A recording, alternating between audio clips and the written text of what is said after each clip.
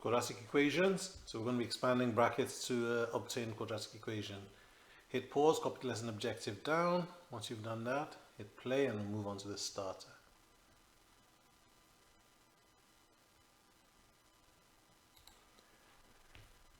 Here's our starter for today, 5b. Hit pause, attempt all the questions. When you're done, hit play and we'll go over them.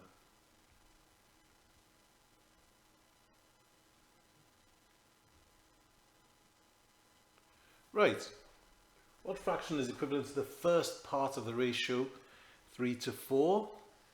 Well, the first part's 3, second part's 4, the total number of parts is 7.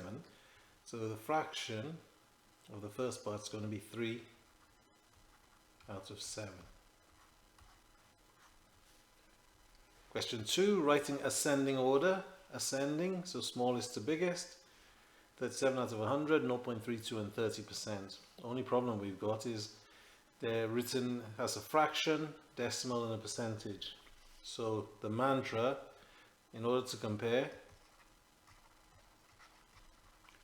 make them the same. We're going to use decimals in this case. 37 out of 100, otherwise known as 0.37. 0.32 is already a decimal, and 30%, or 30 out of 100, 0.30. So, smallest to largest, smallest term we've got there is 0.30, 30%, and then it's 0.32, and then we have 37 out of 100. Good. Question number 3. Divide 30 pounds in a ratio of 5 to 1. So remember the 3 steps if we want to share in a given ratio. Add, divide, multiply. So we add the ratios. 5 plus 1 gives us 6. So there are 6 parts or 6 shares from the ratios. One share or one part is going to be, we divide our 30 by 6, which is equal to 5. So each share is worth 5 pounds, and so we multiply 5 and 1, 5 times 5 and 1 times 5, 25 and 5. And you can check by adding together, and that gives us 30 pounds, which is the total amount. Find the mean and the range of these numbers. Mean, we add them all up and divide by how many they are.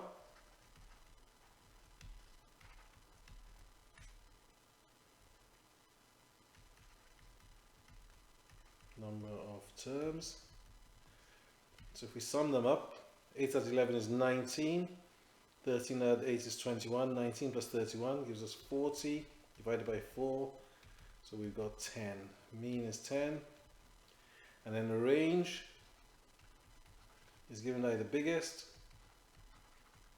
take away the smallest. Okay, biggest number is 13 and the smallest number is 8. So our range is going to be 5. And question number 5. Remember, collects like terms.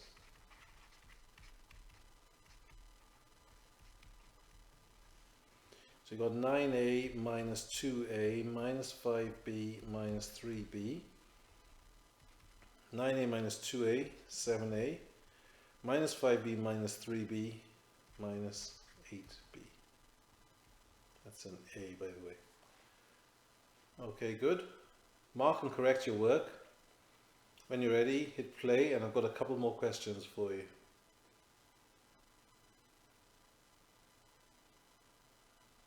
Right, hit pause and attempt all the questions. Once you've done that, hit play and we'll go through them.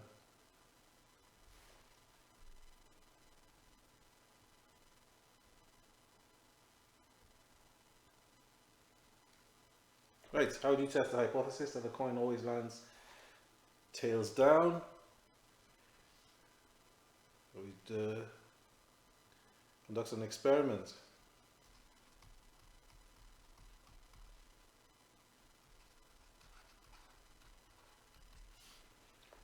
And for question number 7, which graph represents the bath being filled A, B, C or D? Well, it's narrower at the bottom and it gets wider as time goes by, as it gets filled. So the rate's going to be faster at the bottom and then slow down. So we're going to have a steep gradient to start and then it'll flatten off. Okay? We don't have any kinks in our, so A and C are ruled out. We don't have any kinks there. It's just going to be slowing down over time. B is getting faster and faster because it's getting steeper. So our answer's got to be D. Okay? Because it starts off quite steep, but that gradient flattens off and gets flatter and flatter till it's nearly horizontal. Okay. So now I want you to hit pause and make corrections and rag your work. And don't forget to leave a comment on how well it's gone. Okay. Once you've done that, hit play and we'll look at quadratic equations. Okay, so this should be a nice little recap. X plus 3 times x plus 4. So what we've got to do is multiply everything in these brackets by everything in this brackets. Now if we have some sort of order, it makes it a lot easier. So what we're going to do is we're going to take x and multiply it by both of these terms. So we multiply x by x and then x by 4. Now when we multiply x times x, that gives us x squared. X times 4 gives us 4x. And then we multiply the 3, then we move on to the 3. And the 3 multiplies both terms. First it multiplies x, then it multiplies 4. 3 times x gives us 3x. And then 3 times 4 gives us 12. And if we simplify that by collecting like terms, we've got x squared. 4x plus 3x gives us 7x in total, and plus 12. Okay. Let's have a look at another example. So we've got t plus 5 times t minus 2. So we've got a negative there. Same sort of thing. Everything in these brackets has got to multiply everything in these brackets. So we start with t, and we multiply t by both terms.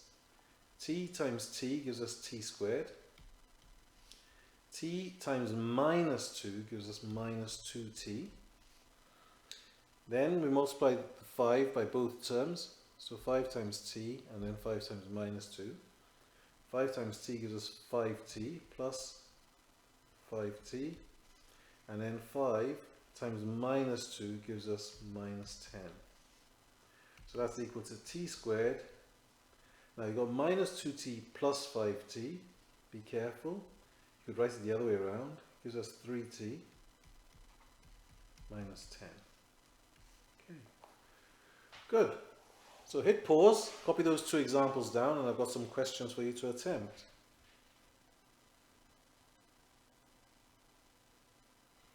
Okay. So I've got these 4 questions I want you to attempt in your books. So hit pause, have a go at all 4. Once you've done that, hit play, and we'll go over them. Okay.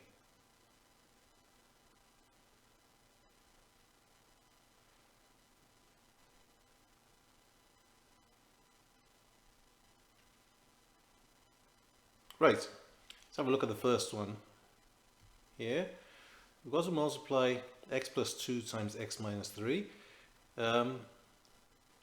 So we take the x here and multiply it by both terms in the first instance. So x times x gives us x squared, and then x times minus 3 gives us minus 3x. Just going to switch to a blue pen to get the blue arrows in. And then we multiply by 2. So 2 times x and then 2 times minus 3. It's multiplying both terms. Switching back to my red. 2 times x gives us plus 2x, and then 2 times minus 3 gives us minus 6. So combining like terms, we've got x squared minus 3x plus 2x minus x minus 6. Question 2, same sort of thing, x times x first, and then x times 5, which will give us x squared, and then x times 5 plus 5x. I'll just get my blue arrows in. So minus 2 multiplies both terms as well. So minus 2 times x is minus 2x. Minus 2 times 5 is minus 10. And when we simplify, we've got x squared plus 3x minus 10. Let's go on to question number 3. X minus 1 times x minus 4. So we've got two negatives this time. X times both terms.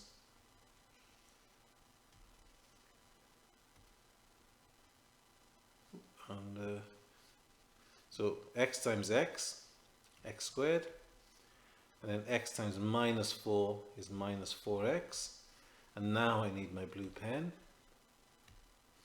So I've got minus 1 times x and minus 1 times minus 4. If we work that out, we've got minus 1 times x, so that's going to give us minus 1x or just minus x. Then minus 1 times minus 4, minus times the minus gives us plus, so plus 4. And when we simplify, we've got x squared minus 4x minus x, makes it smaller, so minus 5x and plus 4. And the final one, we've got x minus 3 times x minus 3. Let's just put in the arrows for x. X times x gives me x squared. X times minus 3 gives us minus 3x.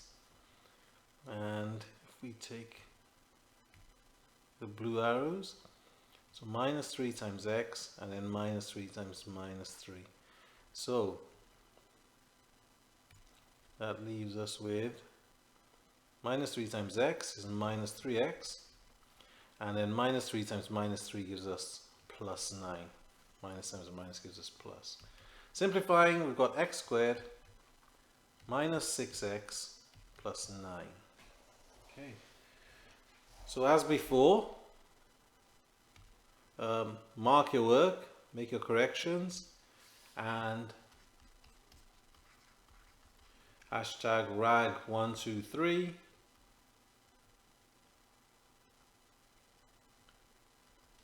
And once you've done that, leave a comment as well. Okay. So hit pause, make your corrections and comments.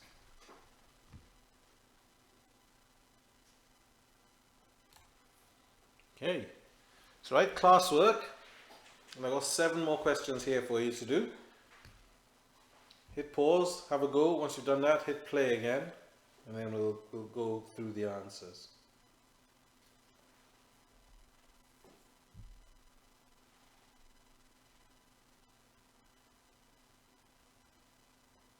Right, let's go through the answers then. On A, you should have x squared plus 9x plus 14. B, x squared plus 11x plus 24. C, x squared minus 3x minus 4. D, x squared plus 2x minus 15. E, x squared minus 8x plus 15.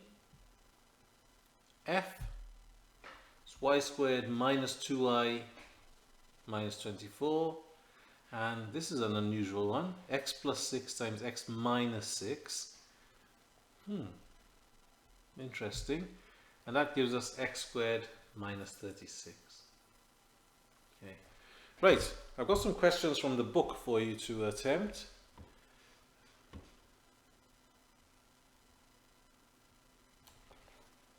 Right, exercise 12a. So I want you to attempt these questions.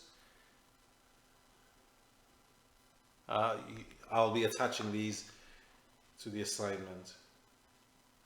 Okay, good luck.